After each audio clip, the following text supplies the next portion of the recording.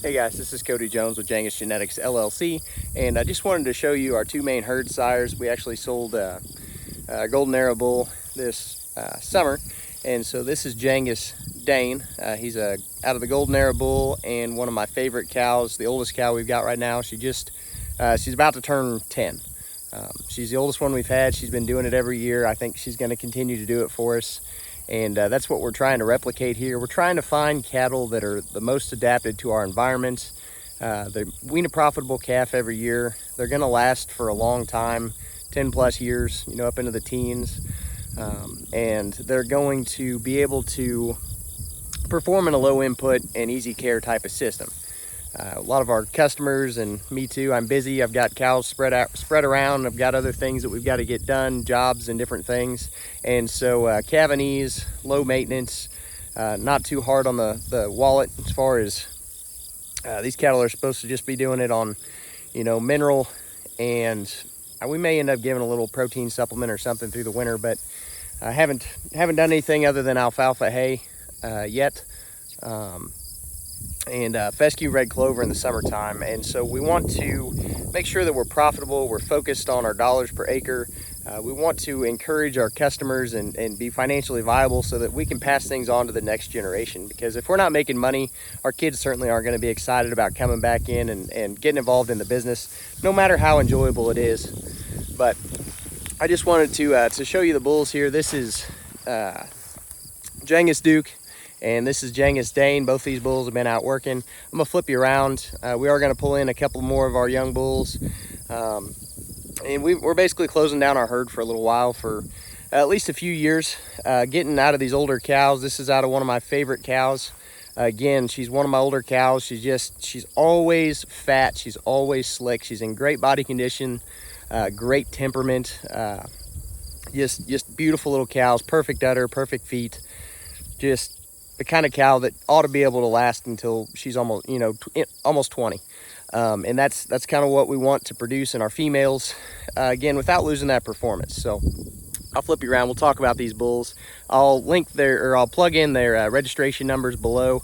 I'm not a real big numbers guy. I think it's important to look at, but really, as far as numbers go, our cows, we haven't turned in numbers on our cows over a few years, so they're not going to be anything impressive. They'll probably be on the lower end of the scale. As far as energy efficiency goes, we're probably really good on that. We're probably really good on forage efficiency. Hair coat there's a lot of things we focus on, and they're probably not going to be reflected in our numbers fairly, is what I would say. Now, I have S&P'd the bulls that we use. I want to make sure we're not pushing any genetic defects. I don't think it's really important unless you're inbreeding your cattle or line breeding your cattle. I haven't had any experience with any issues, but I just want to make sure we're keeping clean and providing our customers with a you know, genetically superior product. So we do, any bull that I've been using, I have been testing for all the potential genetic defects. Have been running the genomic package on them, and again, nothing really exciting, but we're just trying to create cattle that are going to go out here and make a living on fescue. Like I said, calving ease, low maintenance as far as the physical labor that we have to put into it, and their ability to perform in our environment. Fescue red clover, the heat of the summer, the cold of the winter. You know, we chose Angus because of their marketability. My family's been in the business since 1949, and it's just, you know, Angus cattle have been doing a good job for us since then, and they're doing a good job for us today. They might be a little warm in the summertime, but they're definitely warmer in the winter time, so that's a balance that you have to decide. But anyway, this is my video. We're going to talk about my bulls here, so we'll flip you around. So these are the two herd sires we've got. These will be doing our main breeding. We're going to kick them out here again about December 1st. We got Jangus Duke in the back, Jangus Dane here. And I'll preface this, I used to be, you know, I grew up showing cattle, and so there's always something I could change and pick apart on an animal. But the main thing I wanted to do is make sure we're producing high quality females. When I came back to the business, I listened to my dad talk about these little Angus cows that used to lay down and snowstorm, have a calf, and wean them half their body weight come next fall. And I've tried not to calve in any snowstorms anymore, but I really want that female that can just go out. You just don't even have to care about them. and they're just going to be making you money and working for you. And that's what our goal is here. You can see this is both these bulls go back to the golden era that we use, the PCC golden arrow. If you check out our Facebook page, or there's probably some videos on our YouTube channel there that show that bull off a little better. But these bulls are definitely made a little different. This bull goes back to more, not a show type animal, but one that was, you know, selected by my grandpa. It was one of my original, she came as a cow-calf pair out of the original cows that I got from my dad and grandpa, and she's the one that's just continued to produce and do a good job for me. And I think she's going to continue to do that for the foreseeable future. But one thing I think I want to be careful with is I'm a big believer in that you can run 3 1,000-pound cows for the same amount of money as you can run 2 1,400-pound cows feed-wise. Of course, there's a few more factors in there. You got to buy another one, you know, and all those kinds of things. But I don't want to get too small because I think you lose your marketability. And I think we've kind of found that in this bull right here. You know, I've had some 5 and 6 frame cows, and they just don't seem to last quite as long here in my environments, under my care. You could definitely do that if you wanted to give them a little grain and do some different things. But I've also seen some 2 and 3 frame cows, and they're fine. When you're running 1,400-pound cows and 3 frame bulls, it looks really funny. You know, so be aware of that. If you're ever going to try to do that kind of thing after a few generations, you keep back your own females, I think you wouldn't notice it near as much. But if you're breeding a smaller frame bull, a 2 or 3 frame bull, to a 6 frame cow, you're going to have a moderate calf. And you know, if you're keeping back females, I think that's not a bad idea. But as far as profitability in the long term, you're not going to be very efficient. You're not going to be weaning off a high percentage of their body weight. So kind of where I've fallen is somewhere around a you know, 3.5 to a 4.5 frame cow. 4 to 4.5 I think is probably optimum marketability. And I think most of your cows around are probably in that 5 range, pretty close to 5. Most of your commercial cattle. And like to see some good masculine attributes going on. Like I said, we just pulled him off the cows a couple days ago, and so he's pawing, he's talking, and I'm basically just another bull out here hanging out with him. But his disposition's good. He hasn't threatened me or anything like that.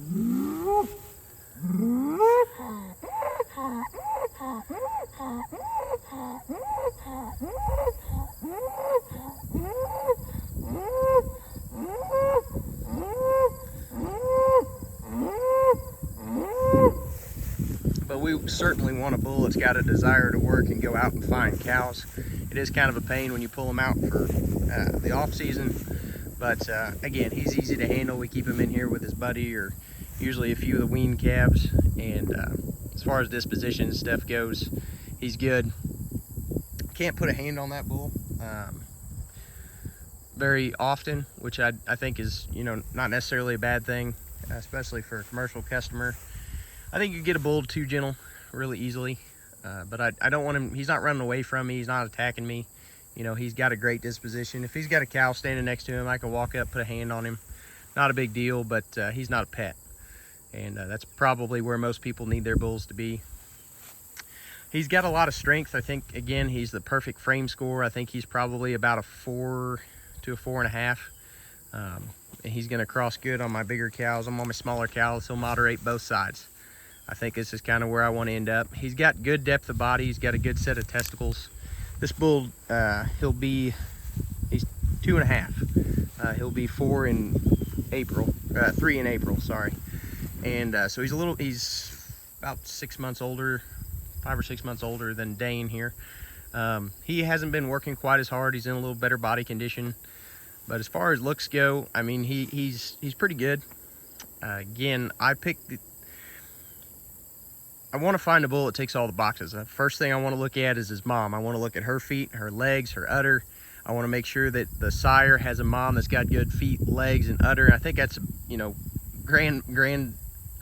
sire's mom. You know, I think as much as you can go back in that, as far as longevity, efficiency on a maternal bull that you're using to produce females for your own herd, I think that's essential. And again, I guess I'll hit here real quick. I've got other videos on terminal versus maternal. We're creating these maternal females to be able to be used on maternal bulls. I think that's important to to keep that in the back of your mind, because I think when you go too small, I think when you get a real small female and then you breed them and you want them to have a 100-pound calf, I think you can definitely get into issues there.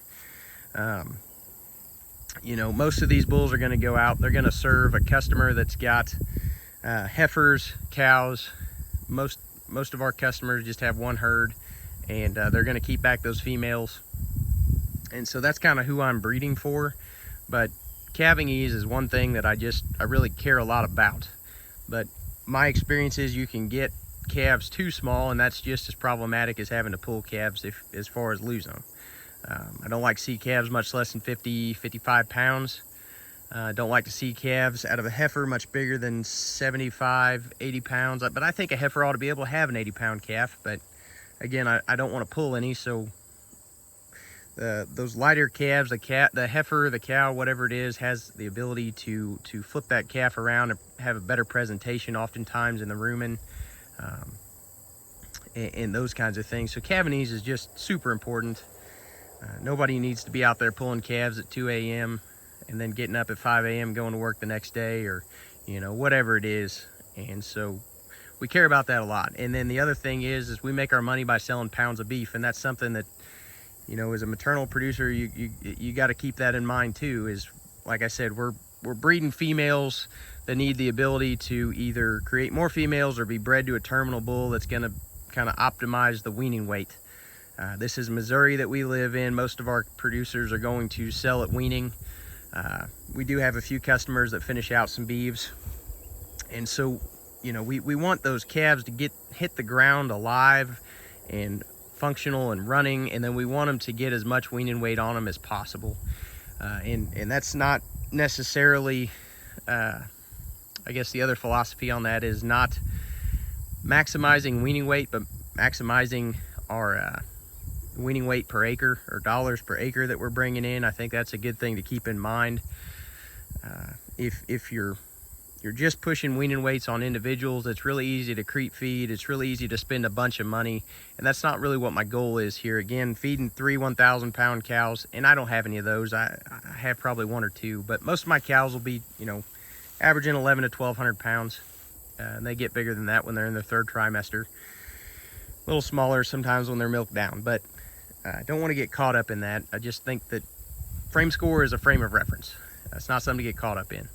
But there is an optimal frame score and an optimal weight, body condition score. All those things are important when you're figuring out, profitability. And what works in your environment. You go farther north, a bigger animal survive the winter is a lot more natural. You go farther south, you see those animals get more skin, lighter weights, maybe longer legs. That the environment changes. But again, going back to these bulls and what our goals are and who our customers are, smaller, no problem birth weights, as much birth weight as you can get away with without having any problems. That's what I like to say. And we don't want any problems at all. So I'm probably a little more conservative on that. And then you want to get as much weaning weight as you can without having to stress the cow, stress the, add more to the environment or whatever that is. And so again, every time you could throw in another cow for free as far as feed goes, we bring that cow size down a little bit and wean a heavier calf. Those are the things that we're focused on. So that's all important, and that's where I think this bull here, he's going to shine in all 3 of those categories: light calves, longevity, moderate, as much weaning weight as we can get out of this environment without adding a bunch of extra.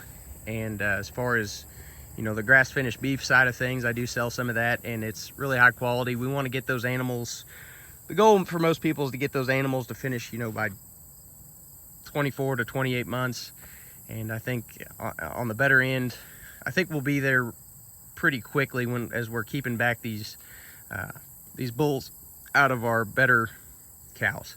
And I think we're figuring out what's working in our environment, and we're doing a little bit better every year. I think by closing our herd down, we'll kind of be able to select for that. We may bring in some females at some point, or bring in some AI tools, but finding a bull that matches your environment is an absolute trick.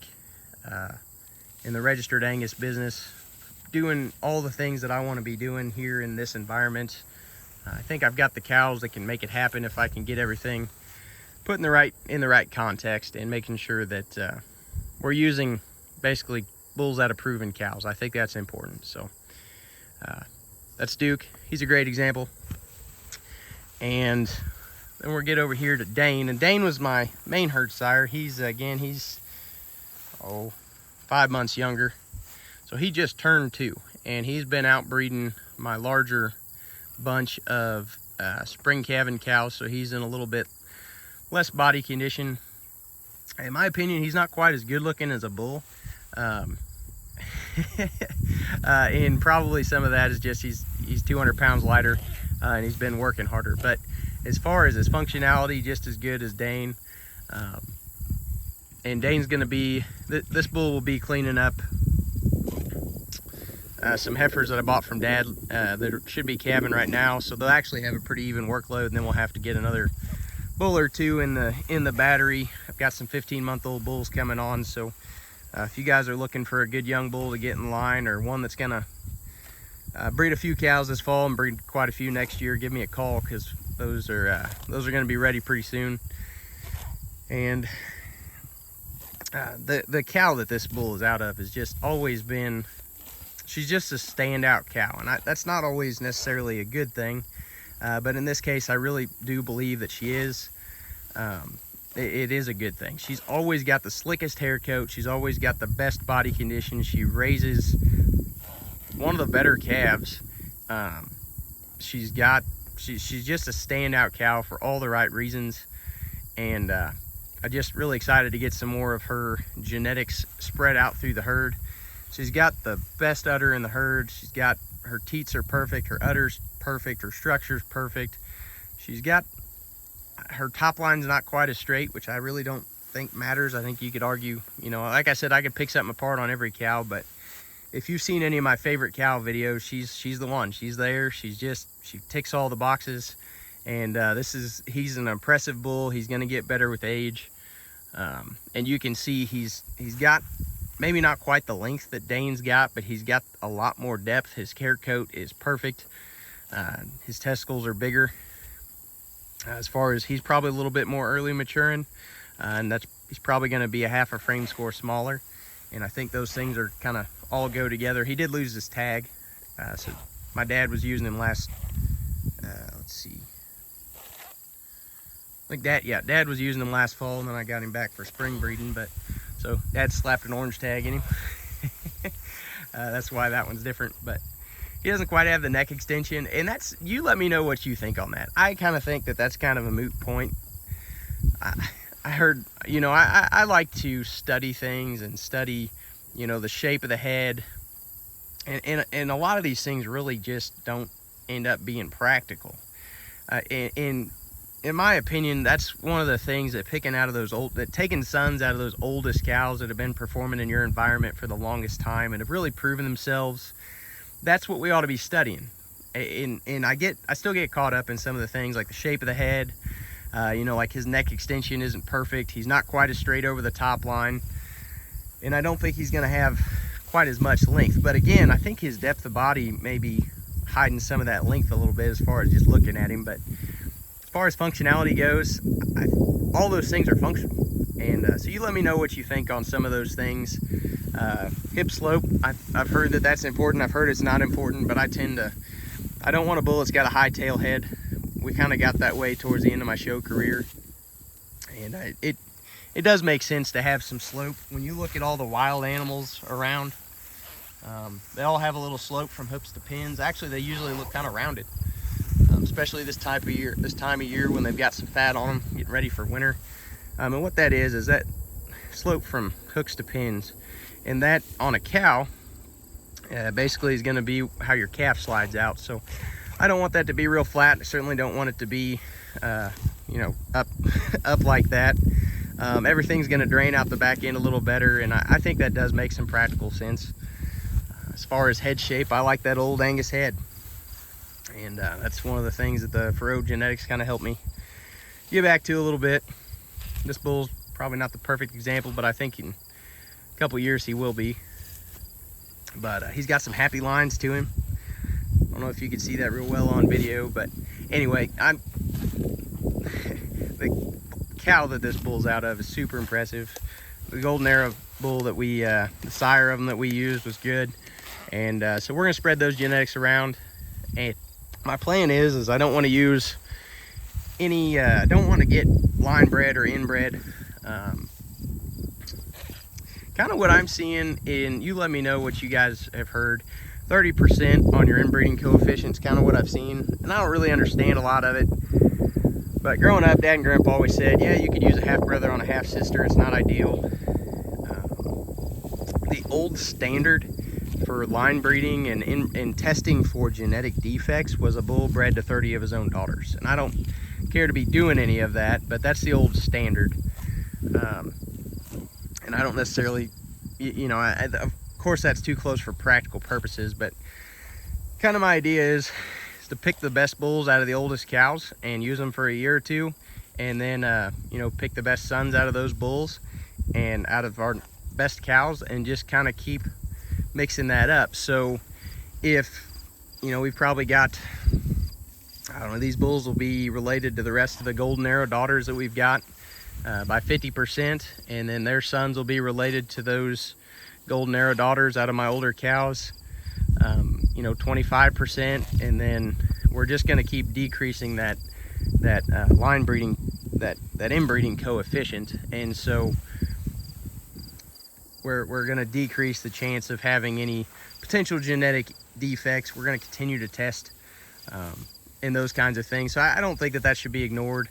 I think once you get too closely related, you lose a lot of your performance and all those kinds of things. But I do think that it's important. The reason why I'm even having this conversation, why I'm not buying outside genetics, is consistency.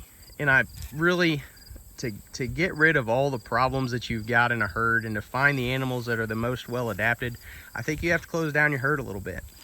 And then, like I said, later on, after we get rid of all the problems, and we get things that we know are all out of our oldest cows for a few generations, they've been performing and doing all the things that we've talked about in this video, then I may end up bringing in some well-known grass type efficiency cattle, things that we're doing out of programs that are aligning with what we're doing. And we'll keep the heifers. We'll probably offer those bulls for sale, those AI calves for sale, and we'll keep the females, and when those prove themselves here, then we'll go ahead and keep bulls out of those. And that, you know, you keep doing that every year, and you keep you do that every year, and you keep getting better and better and better. And that's what we want to do for our customers, and for this program, and for our kids and future customers. So anyway, that's where we're at. I just wanted to kind of explain a little bit about what we're doing. You may disagree with it, you may agree with it. You know, again, I'm human.